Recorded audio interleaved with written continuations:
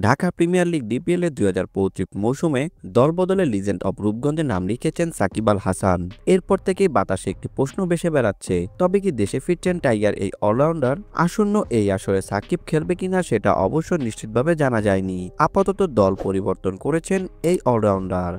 আজ সাকিবকে দলে বেরানোর কথা জানিয়েছেন লিজেন্ডস অব রূপগঞ্জ।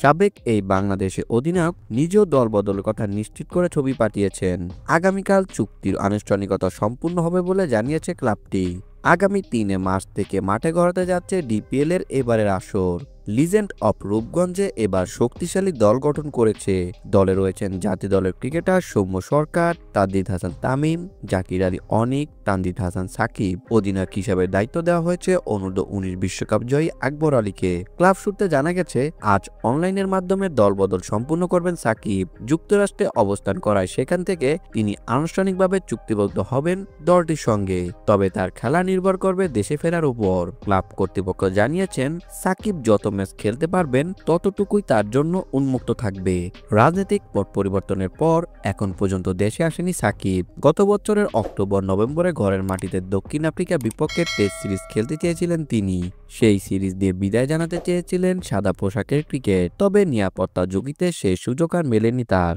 ভিডিওটি দেখার জন্য অসংখ্য ধন্যবাদ। নিত্য নতুন এমন ভিডিও পেতে হলে আমাদের চ্যানেলের সঙ্গেই থাকুন, সাবস্ক্রাইব করুন, ভালো লাগলে অবশ্যই লাইক করুন।